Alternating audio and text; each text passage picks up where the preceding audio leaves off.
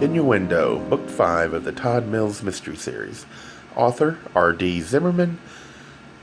Publisher Scribble Pub Press, Minneapolis, Minnesota. Narrator Eric Aust. Chapter 28. The murder of Andrew Lyman was a hot story that was getting cooler by the moment. So thought WLAK management. And it was nobody's fault but Todd's, for instead of attending this morning's editorial meeting and fighting for his story, he'd been on the phone tracking down an old issue of the National Times. Consequently, he didn't get one of the top slots, but was instead told to prepare a 20-second VOSOT that would probably run just prior to the weather. You idiot, he told himself, sitting in one of the dark edit bays, a small glassed-in chamber, packed with monitors and tape players and a bizarre assortment of control equipment. Todd tried to think of a way to come at this, but that was the problem. He was having trouble thinking, or more specifically, focusing on the who and the why and the what of Andrew Lyman's death. To do a good story, you had to obsess about it. You had to grab hold and not let go, and today he was having trouble doing just that. Distracted by his problems with Rawlings, as well as his encounter with Tim Chase, Todd had lost the thread of the story, and right now he felt as if it were gone for good. Okay, he told himself, just go back to the beginning. Sort through it all. Look at everything. It'll come back. You'll get it. He glanced at his watch, saw that it was pushing noon. Tensing, he realized how little time there was until the 6 o'clock show. Shit, not only didn't he have a thing ready, he didn't have a clear idea for a story, or even an angle. He'd never been in this position before, but he knew enough to be sure that he was headed for certain disaster. Trying not to panic, he took a deep breath and recounted to himself the sequence of events over the past few days. Andrew Lyman had been killed the day before yesterday. His throat slit early that evening, though as far as Todd knew, the exact time of death had yet to be fixed. He covered the event, arriving at the scene shortly after 9:30 p.m., and finding a host of media already there, trying to differentiate his coverage. Todd had done the lead story for the 10 o'clock live from the domain of queers. Then yesterday, the big breakthrough had been the discovery, thanks to an anonymous tip, of the possible murder weapon, a hunting knife found at the bottom of Lake Harriet. Getting tape footage of that, Todd had done a VOSAT for the 5 o'clock and then a tape package for the 6. And now today? Certainly the autopsy report would be done at some point this morning, but the authorities might not make the results public right away. Likewise, the police might also not release any information regarding search warrants, and if any had been filed, which would indicate, of course, which direction this thing might be going, and most important of all, if they had any suspects in mind. But what if they did release the autopsy report, and there was nothing much of interest beyond the time of death? What then? The next big break after that probably wouldn't be until the initial lab reports on the knife were back, and God only knew when that would be. Modern science might pull a rabbit out of the hat, but the weapon had been underwater for at least 18 hours, so Todd didn't think it too promising. As they stood at the lake yesterday afternoon, Rawlings had said he doubted they'd be able to use luminol to detect evidence of blood proteins, but that they might use Kamazi blue, another chemical. He'd said something about that, and funky orange glasses and a light spectrum that would show if there had been blood on it. He'd also mentioned the possibility that they might be able to simply do a visual. So, had they? And had they found anything? Perhaps. But these things always took an annoyingly long time. If they were able to find a trace of blood, they might be able to get a blood type, but DNA testing usually took at least 3 weeks, and often longer, particularly if a rush wasn't put on it. After all, the new serology lab had been overwhelmed since it opened. An average there was a murder every 2 days in the 7-county metro area. On top of that, DNA typing was now being used in a far broader range of criminal investigations, from rapes to aggravated assaults, all of which demanded time.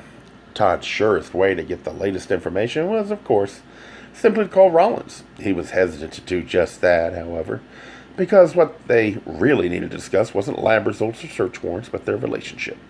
They needed to discuss where they were headed, what they wanted, what each of them needed, and they needed to be perfectly honest about trysts that included Andrew Lyman and, Todd thought, quite possibly Tim Chase. After all, Todd had no idea really what had happened last night between him and the actor, and he certainly had no idea what would happen tonight. But if Todd was expecting honesty, he was certainly going to have to deliver it as well, which he was kind of dreading. Perhaps a way of circumventing Rawlins was to call Neil Foster and ask him what was the very latest on the Lyman case.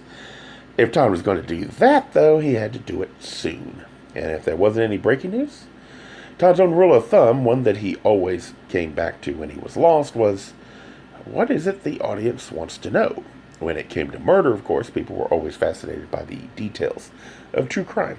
First and foremost, who did it and why? And while in this case no one yet knew either of those, maybe Todd should do a piece on exactly what the police were doing to answer those questions. Perhaps first, he should focus on the knife and what the authorities were doing to determine if it was in fact the weapon that had been used to kill Andrew Lyman.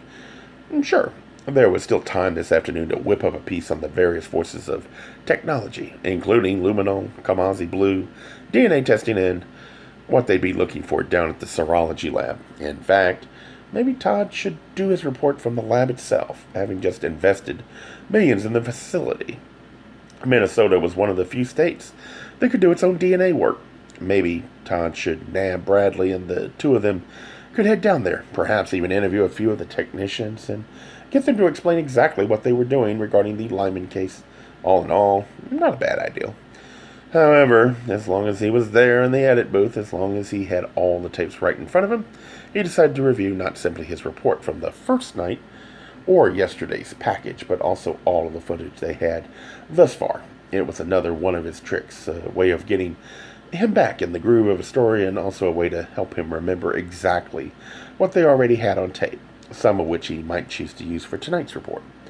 Popping the first beta tape into a machine, Todd hit play and watched as a cloud of snow filled the monitor. Moments later, the footage from that first night appeared on the screen. Images from Bradley's handheld camera directly from the scene. There were some shots of cops, including a group of officers standing there talking, others hurrying into the building, still others holding back the crowd that was craning to see what had happened. And then, just as Todd had asked for, there was the footage of the real estate, various shots consisting mostly of the yellow brick apartment building where Andrew Lyman was killed, but also including a few quick shots of the neighborhood. And finally, there were a good number of shots of the crowd, people gawking, some shaking their heads, others wearing sweatshirts and jackets and bathrobes, gathered around in small groups. In one of these, Todd quickly caught a glimpse of Geordie, and he realized that must have been just before the young man tried to push past the police line. Bradley, of course, had overshot and had laid down not quite 4 minutes of tape, all of which was sent via the ENG truck and a relay of microwave towers back to WLAK, where it was in turn edited for Todd's voiceover. Watching his report from in front of the domain of queers, Todd realized that he was lax in following up on that. He needed to do a little digging around there. There might or might not be enough material to do a story on the DQ and Andrew Lyman, but in any case, he needed to get his butt back over there and talk to some of the kids, most notably Geordie Weaver. Then again, even if he could track down Geordie, did Todd even want to hear what the young man had to say about Andrew and Rawlins? Could there possibly be anything left to say? And how relevant could that be to Andrew's murder anyway? Hardly, thought Todd. Rawlins might have slept with him, which would have been stupid enough, but Rawlins was no murderer. Of that, Todd was positive. With all that in mind, however, how much did Rawlins really know about what happened to Andrew? No wonder, thought Todd, ejecting that tape and moving on to the next. Todd was having trouble focusing on this. There was just too much crap to deal with. Or to be more exact, too much crap he didn't want to deal with. Perhaps the best thing at this point would be to really have it out with Rawlins, to level with him, and tell him exactly what Geordie had said. As the last of the footage came up, the monitor filled with the image of Lake Harriet and the divers, and a lone boat of the Hennepin County Sheriff. Todd and Bradley had arrived almost too late to get anything, but Bradley had managed to get some shots of the divers as they climbed back in the boat and then headed for the small pier by the Bend Shell. Needing more for his report, Todd had asked the photographer to get as much other footage as possible, and Todd now watched this complete unedited tape. Yes, there was the police and their cars, including that of the Hennepin County Sheriff, and yes, there was Rawlins standing there on the beach and looking pensive. Quite so, actually. Hitting the pause button, Todd stared at the frozen image of Rawlins. What was going through his mind right then? Why did he look so very concerned, so very distraught? Todd knew Rawlings took his work with the utmost seriousness, but was he this involved in all his cases? Shaking his head, Todd felt himself wondering exactly what had happened between Andrew and Rawlings, and exactly how long whatever it was, had been going on. There couldn't have been any kind of emotional attachment, at least not a deep one. Could there have been? Or what about all those times that Rawlings had told Todd those 3 "I love you" magical words? If there had been any kind of silver lining to Rawlings' health crisis, it had been both his and Todd's distinct appreciation, not only for the meaning of life, but the meaning and appreciation of their relationship. Or so Todd had thought. Knowing he had to move on and pull something together, Todd let the tape roll on and watched the remainder of Bradley's footage, which primarily consisted of gawkers. He watched as Bradley's camera focused on 2 young blonde moms as they stopped with their strollers, shook their heads, and rode on. Next, there was a bicyclist who paused and stared, and then Todd watched as 2 older women stood there, pointing and gabbing, obviously trying to decide what was what, and if the world had truly gone to hell in a handbasket. Standing next to them were 2 younger men, one with a German shepherd, who seemed to be listening to the women's conversation, and a youngish man in sunglasses and a jeans jacket, who obviously realized he was being photographed and quickly turned away. The 2 women, true Minnesotans, just stood there, blabbing and speculating. If only Bradley had gotten the audio. Now that would have been perfect. But this would do quite well. Todd reversed the tape, then froze it. Yes, the guy standing there with his dog, the other turning away in perhaps disgust, and the 2 women standing in their fashionable jogging suits, hands raised, mouths open, exemplified it all. Both the public's disgust and the public's fascination with the crimes eating at this world. This, thought Todd, would be his opening image for his piece on tonight's news. He would begin here with the curiosity and then conclude with the facts at the serology lab on University Avenue in St. Paul. Through the glass walls of the edit bay, he suddenly saw one of their interns, Scott, rushing down the dark, narrow hall. A handsome kid with brown hair and lots of energy. He waved to Todd and tapped once on the glass door. "What's up?" asked Todd, cracking the door. "You got a page from the front desk. They said it was a phone call. I knew you were down here, so thanks." A page meant one of 2 things. Either it was someone too important to be dumped into voicemail, or someone too insistent. Wondering just who it was. Rawlings?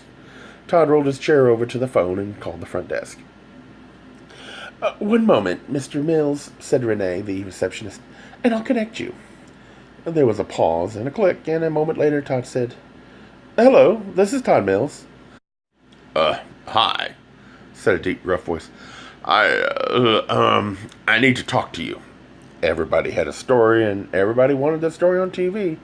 So while Todd assumed it was one of those, someone trying to get his 15 minutes of fame, and was tempted to slow it off, he knew better. "Who's calling, please?" "Sure. It's me, John Lyman." Almost nothing could have changed things more, and in a snap, the guy had Todd's full attention. "Ah, shit," wondered Todd. Was it really him? "Andrew's father?" There was a long pause and a deep sigh before the caller said, "Yeah." Todd ran his left hand through his hair and tried not to betray his surprise, at least not audibly. Either this guy, whom he'd never met, was calling with information regarding his son, or he was calling to yell at Todd, which unfortunately was the far more likely of the 2. It flashed through Todd's mind. He's pissed as hell at what I've said on the air about Andrew's murder. Bracing himself for the expected lashing, which unfortunately was all too common.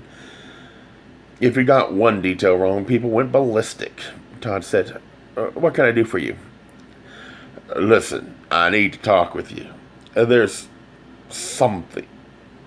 Well, I guess there's something I need to tell you something. I need to tell someone." He paused, then muttered simply, "Oh, Lord." Sensing something much different than anger. Defeat? Todd leaned forward and concentrated on his caller's every word. "Go ahead. I'm listening." "Well, actually, it's not something I could talk about right now. Not on the phone, anyways." "Do you want to meet? I'd be happy to get together." Yeah, that'd be okay. Just tell me when and where. Okay. Um, well, I'm coming to the cities this afternoon. I have to go to the fairgrounds over in St. Paul. I'll have to saddle up there during the fair. Can you meet me in the horse barn, say around 5? Sure, 5 in the horse barn, replied Todd, wondering what in the hell he was getting himself into. Go in the door right across from the cattle barn. It'll be open. I'll be there. Gay Mysteries audiobooks. I think it is easy to hate a label, but a face humanizes the word. So this effort is twofold: to offer comfort to those like myself that your world didn't end because you don't fit into the view of acceptable society on both sides, and in hopes of helping those with family that are LGBTQ, that it doesn't mean we are aliens from the child they once knew. Reassure them so they can maybe be supportive at the same time, being true to their values.